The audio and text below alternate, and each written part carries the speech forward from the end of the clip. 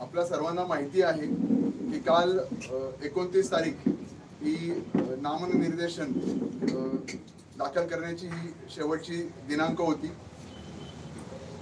उमेदवारी अर्ज दाखल करण्याचा शेवटचा दिवस हा कालचा होता. काल दुपारी 3 वाजेपर्यंत उमेदवारी अर्ज दाखल करता येणार होते, परंतु काल पाचोरा भडगाव विधानसभेच्या उमेदवारी दाखल करत असताना शेवटच्या 2 मिनिटांमध्ये खूप मोठ्या प्रमाणात नाट्यमय घडामोडी घडल्यात. प्रांत कार्यालय किंवा प्रांत ऑफिस जिथे नामनिर्देशन पत्र दाखल करत जात असतं तिथे शेवटचे 2 मिनिटं शिल्लक असताना घुसर्डी येथील रहिवासी अमोल शिंदे हे त्यांना जबरदस्तीने तिथे दाखल करण्यात येतं. त्यांना 2 मिनिटं असताना शिल्लक असताना त्यांना प्रांत ऑफिसमध्ये जिथे फॉर्म भरला जातो तिथे आतमध्ये त्यांना जाऊ देण्यात किंवा त्या जबरदस्तीने त्यांना घेऊन जाण्यात येतं आणि कालच्या तारखेला त्यांचा अमोल शिंदे या नावाने एक अपक्ष उमेदवार म्हणून त्यांनी त्यांचा फॉर्म भरलेला आहे. खरं तर लोकशाही आहे, लोकशाहीमध्ये कोणी फॉर्म भरू शकतं. हे मी मागे बोललो की सुदृढ आणि चांगल्या लोकशाहीचं हे लक्षण आहे. त्याच्याबद्दल माझं दुमत नाही, कोणी किती लोकांनी फॉर्म भरलं त्याच्याबद्दल मत नाही. पण ज्या पद्धतीमध्ये त्यांचा जो फॉर्म भरला गेला, ज्या प्रकारे त्यांचा फॉर्म सबमिट झाला, ते पूर्ण घटनाक्रम हे संशयाच्या नाही पण 100% ते चुकीच्या पद्धतीत झालं या पद्धतीने मी सांगू शकतो. खरं तर तो घटनाक्रम असा आहे की 2 मिनिटं शिल्लक असताना ते आतमध्ये जातात. तोपर्यंत फक्त त्यांच्या हातामध्ये कोरा फॉर्म असतो.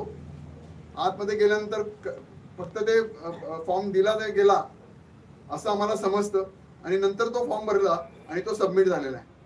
फॉर्म भरल्यानंतर सबमिट झाल्यानंतर त्यांना यायला साधारण 3-4 तास लागतात. याच्यावरच ते लक्षात येतं की एवढा वेळ का लागला, जेणेकरून तो फॉर्म आतमध्येच भरला गेला. बाहेर आल्यानंतर त्यांना पोलीस प्रोटेक्शन मध्ये माननीय आमदारांच्या गाडीत बसवलं जातं. तिथून त्यांना गाडीत बसवून माननीय आमदारांच्या घरी घेऊन जायला जातं आणि तिथून ते कुठे गेलेत ते माहित नाही. त्याच दरम्यान त्यांची मिसेस, त्यांचा भाऊ, त्यांचे नातेवाईक हे थेट माझ्याशी संपर्क करतात. संपर्क नव्हे, ते माझ्याजवळ येऊन भेटतात. मला सांगतात की त्याची मिसेस सांगते, त्याची धर्मपत्नी सांगते की माझ्या नवऱ्याला जबरदस्ती उचलून घेऊन गेलेला आहे. ते माझ्या ह्याच कार्यालयाच्या इथे येऊन थांबलेले होते. काल 4 वाजेपर्यंत ते इथे बसून होते. त्याची मिसेस मोठ्या प्रमाणात रडत होती की हे जे काही घटनाक्रम होते ते मला माहिती नाही, जबरदस्ती माझ्या नवऱ्याला ते घेऊन गेलेले आहे. आणि हे सगळं माननीय आमदार किशोरप्पा पाटील हे सगळं करत आहेत. मला या निमित्ताने माननीय आमदारांना विचारावंसं वाटतं. खरं तर 28 तारखेला मी माझं नामनिर्देशन पत्र दाखल केलं. त्यावेळेस अभूतपूर्व अशी गर्दी, मला आशीर्वाद देण्याकरता, मला साथ देण्याकरता पाचोरा भडगावकरांची जनता इथे उपस्थित झाली होती. आतापर्यंतचे सगळे रेकॉर्ड्स या सभेने, या गर्दीने ब्रेक केले होते. जी परिवर्तन सभा होती, परिवर्तन रॅली होती, यांनी ब्रेक केलेले होते. आणि याच सभेचा धसका घेतला. 100% आपण पडत आहोत, आपण हे इलेक्शन हारत आहोत आणि जिंकण्याकरता केविलवाणा प्रयत्न माननीय आमदारांनी केला. खरं तर माननीय आमदार मोठ्या मोठ्याने वल्गना करतायत की मी 3-3.5 हजार कोटीचा विकास केला. मला आमदारांना या निमित्ताने विचारायचं आहे, आमदार साहेब, जर कधी तुम्ही एवढा मोठ्या प्रमाणाचा विकास केला असता तर एवढा केविलवाणा प्रयत्न तुम्हाला करायची का प्रयत्न केला? म्हणजे छोट्या भाषेमध्ये म्हणे मला वाईट वाटतं, तसं बोललं नाही पाहिजे. भामट्याने भामटेगिरी केली का, अशा पद्धतीतलं त्यांनी काम काल केलं. बरे, हे सगळं होत असताना त्यांनी पाळलेले गुंडे तिथे होते. याचा परिणाम पाचोरा शहरात आणि तिथे असलेल्या व्यापाऱ्यांवर झाला. भर चौकामध्ये, छत्रपती शिवाजी महाराज चौकामध्ये मोठा धडधूस, त्यांनी जमलेले 50-100 पदाचे कार्यकर्ते आणि तो दहशतीचं वातावरण इतक्या मोठ्या प्रमाणात पाचोरा शहरात झालं होतं की काही अंशी काही व्यापाऱ्यांनी दुकानं बंद केली होती, काही अंशी व्यापार थांबलेला होता. अशा पद्धतीने दहशतवाद माननीय आमदारांनी इथे केलेला होता. खरं तर पाचोरा मतदारसंघामध्ये ही संस्कृती नाही.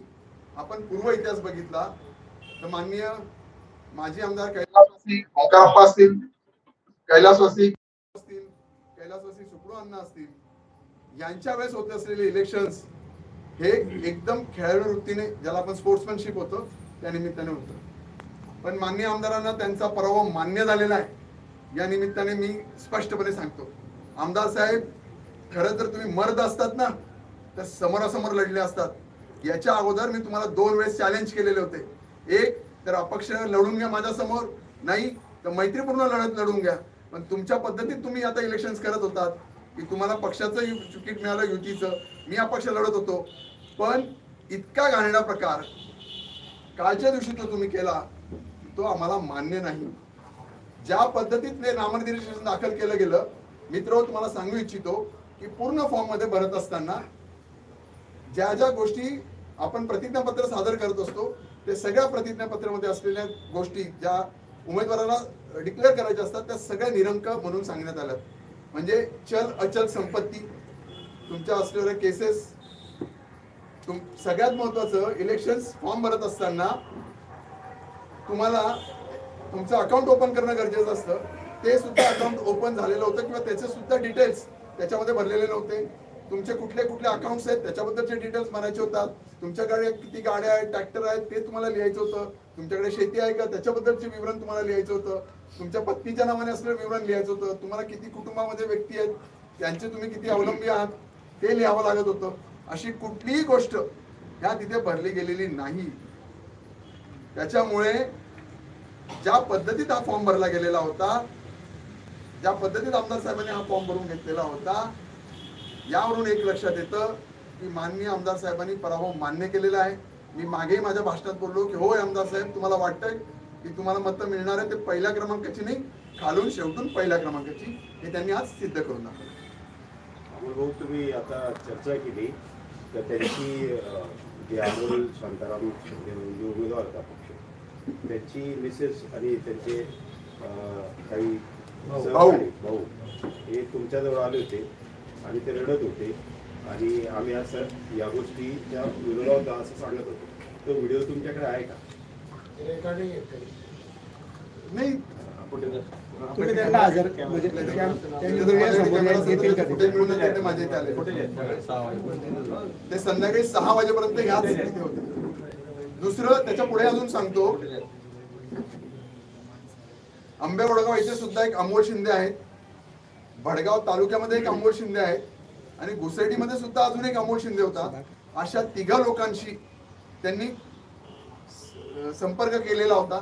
मोठ्या प्रमाणात त्यांना आमिष देण्याचा प्रयत्न माननीय आमदार साहेबांनी केला आणि त्यांना अमोल शिंदे या नावाचे वेगवेगळे डमी फॉर्म भरण्याकरता त्यांचा प्रयत्न होता.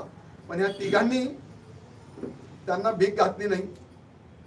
पण हे अमोल शिंदे जे आहेत, शांताराम शिंदे, या मला माहिती नाही यांना किती मोठ्या प्रमाणात त्यांनी आमिष दाखवलं आहे, किती का त्यांना दहशत केलंय का त्यांना किती घाबरवलंय, याच्या जोरावर त्यांनी हा फॉर्म भरून घेतलेला आहे. तुम्ही निवडणूक निर्णय अधिकाऱ्यावर काही ऑब्जेक्शन केलं आहे का? तुम्ही जे महत्त्वाचे मुद्दे उपस्थित केले, मी 100% मी लगेच आज मध्ये ह्या विषयावर ऑब्जेक्शन घेतलेलं आहे. आताच्या क्षणाला त्याची हेअरिंग चालू आहे. इव्हन त्याचं सूचक म्हणून जे नाव लिहिलं गेलेलं आहे ते सुद्धा चुकीच्या पद्धतीत लिहिलं गेलेलं आहे. आमचं सकाळी म्हणणे मांडून घेतलं गेलेलं होतं, पण एक प्रकारे प्रशासनाला दबाव असल्यामुळे प्रशासनाने पुन्हा 3 वाजेचा वेळ दिला आणि समोरच्याला बाजू मांडण्याकरता पुन्हा वेळ देण्यात आलेला आहे आणि अजून पुन्हा ते बाजू मांडत आहात. आम्ही आमची सगळी बाजू मांडून झालेली आहे, पण एक प्रकारे प्रशासनावर सुद्धा दबाव आणण्याचं काम माननीय आमदार या निमित्ताने करत आहात. आपण म्हणताय फॉर्म अपूर्ण भरलाय, मग तो रिजेक्ट होईल ना? अपूर्ण नाही, जे प्रतिज्ञापत्रामध्ये लिहिलं जातं ती माहिती निरंक म्हणून भरलेली आहे. निरंक म्हणजे अपूर्णच म्हणलंय ना त्याला? नाही, फॉर्म भरला गेलेला आहे पण तो अपूर्ण नाहीये. नाही, समजा त्यांनी खोटी माहिती भरली आहे. खोटी माहिती भरली असं. खोटी माहिती भरली. खर तर माननीय आमदारांनी खिलाडू वृत्ती दाखवायला पाहिजे होती, पण पुन्हा एकदा त्यांनी त्यांच्या संस्कृतीचं, वैयक्तिक संस्कृतीचं दर्शन पाचोरा भडगावकरांना दाखवून दिलेलं आहे. हे मी आपल्या निमित्ताने पाचोरा भडगावातील सगळ्या तमाम मतदार बंधू भगिनींना सांगू इच्छितो की माननीय आमदारांची जी वृत्ती आहे, जो स्वभाव आहे, तो तुम्हाला लक्षात आलेला आहे.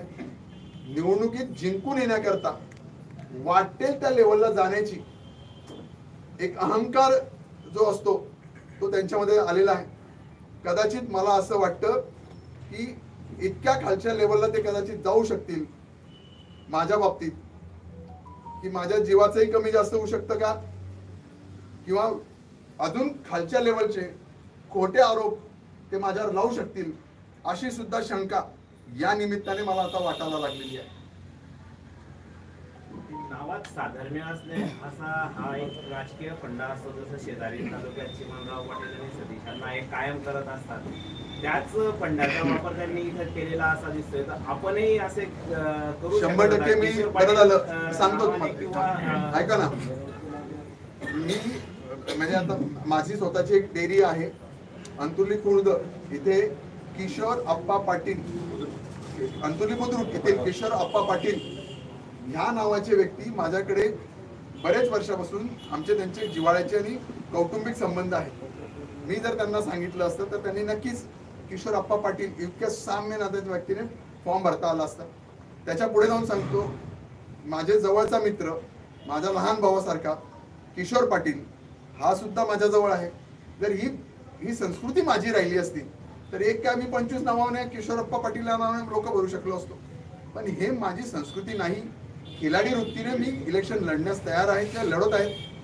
अशा खालच्या लेवलला जाऊन जसं बोललो की ज्या पद्धतीत ते काम करतायत असं मला शक्य होणार नाही. ती संस्कृती माझ्यात नाही. भाऊ त्यांचा अधिकार असेल आपण असं समजूया. मग आपली जी समस्या आहे तर ती फॉर्म उशिरा भरला म्हणून आहे का त्याने तो निरंक केला म्हणून आहे? दोन विषय परत एकदा सांगतो परत एकदा नीट सांगतो.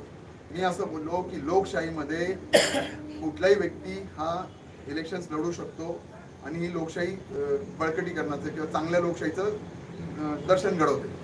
पण त्या व्यक्तीला मोठ्या प्रमाणात दारू पाजून, आमिष दाखवून, ज्या पद्धतीमध्ये काल फॉर्म भरला गेलेला आहे, दडपशाही प्रशासनावर आणून, इव्हन काही पत्रकारांना, आपल्या पत्रकार बांधवांना त्या प्रिमायसेस मध्ये ज्यांना तुम्हाला अधिकार आहे तिथे न जाऊ देता, कुठली गोष्ट माहिती न पडू देता, ज्या पद्धतीत त्यांनी कालचा हे केलेलं आहे, तर हे लोकशाहीला पूरक नसलेला हा विषय सगळा होता. त्या पद्धतीत त्या विषयाला मला विरोध आहे. मला त्याला विरोध नव्हता. दुसरा विषय, ज्या पद्धतीत तो फॉर्म भरला गेलेला आहे तो 100% चुकीच्या पद्धतीत भरला गेलेला आहे. तो फॉर्म डिस्क्वालिफाय झालाच पाहिजे अशा पद्धतीचा आहे. पण पुन्हा एकदा मला माहित नाही काय निकाल येतो तो, पण प्रशासनावर प्रचंड दबाव या निमित्ताने तो फॉर्म एक्सेप्ट केला गेला पाहिजे असं आहे. निकाल केव्हा अपेक्षित आहे तुम्हाला? आज संध्याकाळपर्यंत तो निकाल. समजा निकाल जैसे ते राहिला म्हणजे त्यांच्या बाजूने लागला किंवा ॲज इट इज पोझिशन राहिली तर तुम्ही पुढचं काय पाऊल नक्की उचलणार? मी पुढे कोर्टामध्ये जाणार आहे. मी हायकोर्टामध्ये या विषयाकरता दाद मागणार.